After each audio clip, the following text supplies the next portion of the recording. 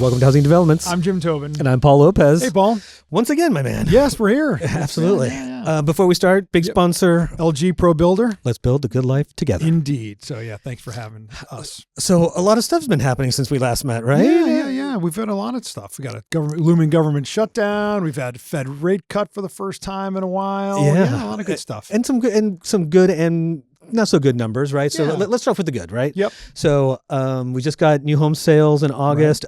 Up big, right? Who would have thought? You lower rates and the demand's there. As we've been saying, it's the rate stupid, right? That's right. So last week HMI came out flat 32. Yep. Reading obviously still way underwater from 50. Sure. But what we also saw in that it started to trend in the latter part of that survey time frame. Yeah. Right. Rates have started to fall. That's right. We saw a little bit more optimism. Right. Builders doing their part in regards to incentives, right? Yeah. Our readings show 39% of the builders are offering some sort of incentives, whether it's rate buy downs or price drops. So you couple that with those mortgage rates that have come closer to 6 than they are to 7. Yeah. And it makes sense that new homes will start to move. Yeah, I mean, that's what we've been talking about from the beginning. The demand is there, right? It's just the fence sitters and people worried about getting into that new mortgage. So it all makes sense nicely. It does.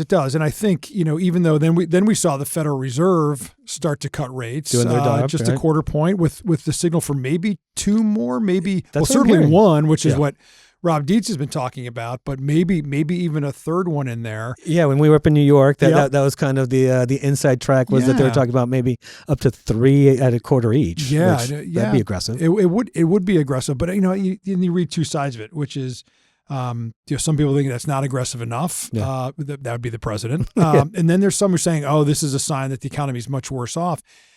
My feeling, and this is me just opining, is that we're still well above the neutral Fed funds rate. So even cutting what would amount to 75 basis points by the end of the year, we're still not there yet. So this idea, it seems to me that if we were in a break glass moment, we'd be below the target rate, and we're still a long way off of that. So I think it's just kind of hedging. We always talk, the Fed always misses on the upside and downside. We saw it on the run up in inflation. That's right. We see it now that things are normalizing.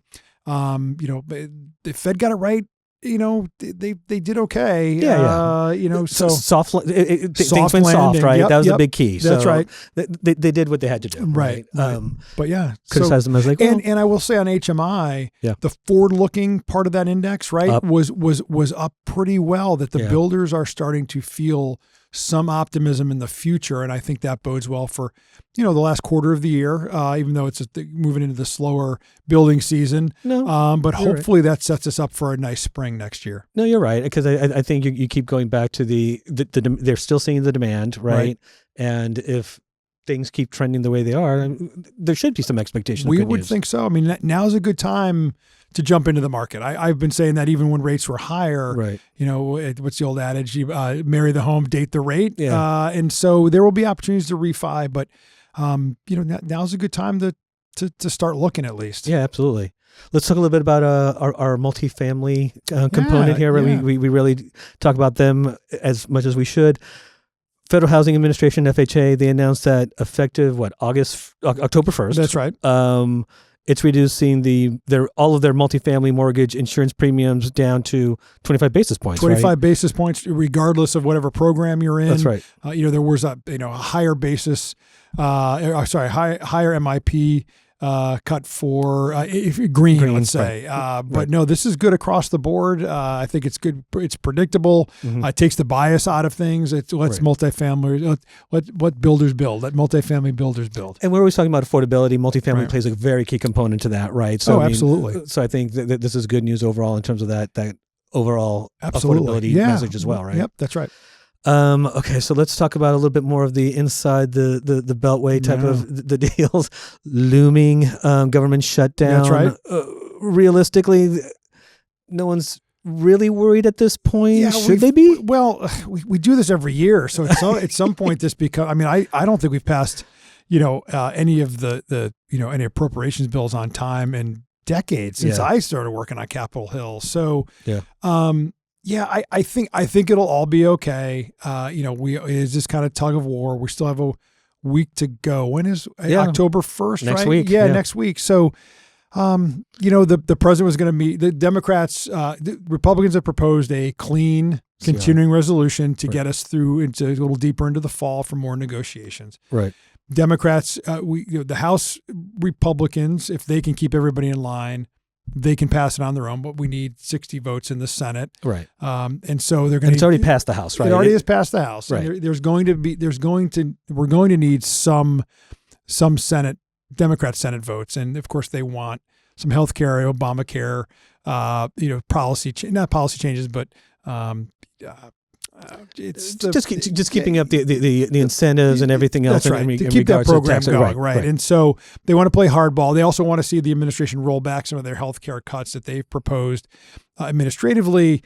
The president and Leader Thune and Speaker Johnson aren't really inclined to work with the Democrats, dare them to shut the government down. The Republicans will bring all the votes, but they still need some Democratic help.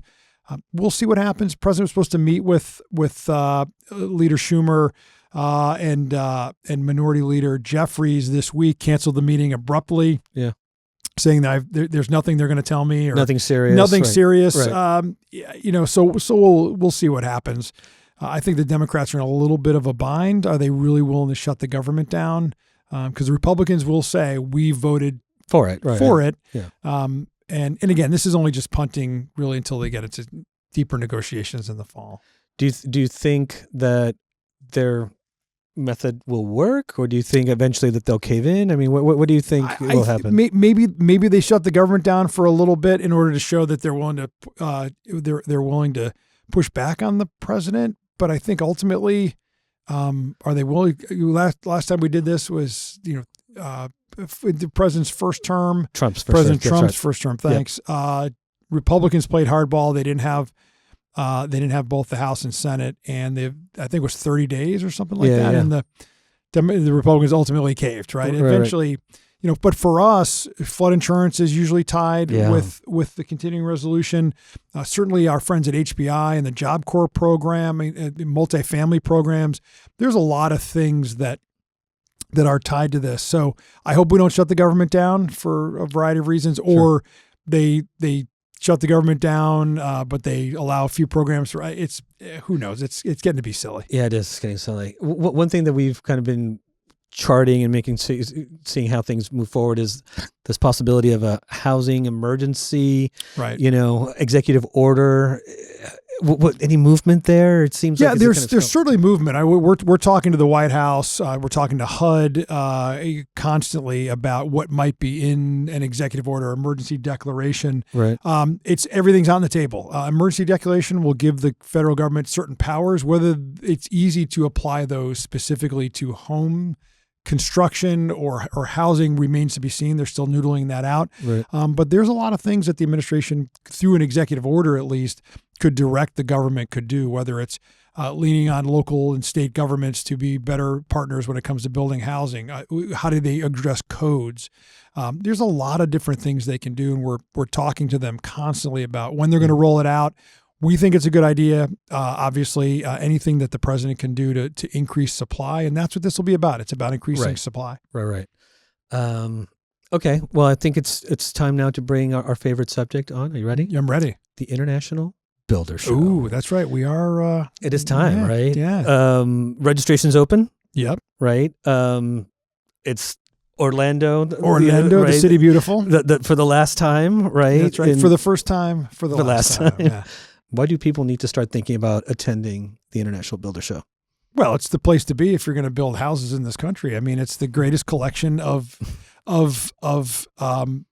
craftsmen and craftswomen that are going to descend on Orlando in February to learn about the best and the greatest when it comes to home building, whether it's the new products, great new education opportunities, networking, right? What better place than to be with 120,000 of your friends and neighbors?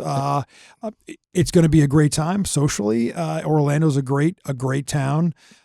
It's just the right place to be, especially if you and I are right that we are on the cusp of rates coming down and a building boom. Yeah. And then why don't you want to be there to make sure that you're on the front end and cutting edge of where home building is going in the country. Yeah, especially the two big things that we keep going back to is the education and the networking, right? I mean, the education stuff, I mean, every year gets better and better. Right.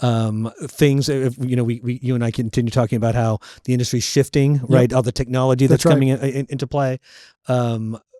You'd be really far behind if you're not there and learning not only from the experts but from your peers. Yeah, no, that's right. I think it's where the future of home building is going, and it's going to start in Orlando for this year, right? Yep. And so, early bird rates still available, right? Absolutely. Now is the time to buy your registration. Yep. It's just an absolute great opportunity, and we want to make sure that again you're be able to talk to your clients. Or help your business prepare for the future. And there's no other place to do it in this country other than Orlando, February 2026. Absolutely. So shameless plug, go to buildershow.com. That's where you can register February 17th through the 19th in Orlando. And again, it'll be the last time that we're in Orlando. I think it'll mean something. I mean, we're going to make a good show. Yeah, Orlando's always been one of my favorite shows. I mean, it's the site of our largest show ever. Back in the early 2000s, right? And so Orlando's got a lot to offer. Great place to bring your families. Obviously, you've got Disney World and Universal Studios. The weather should be spectacular. Absolutely. There's every reason to be there. And then do we want to talk about Denver as well for our members who are listening and that should be attending our leadership? Yeah, so the leadership, our delegates and directors, as well as our committee members, we're going to be in Denver.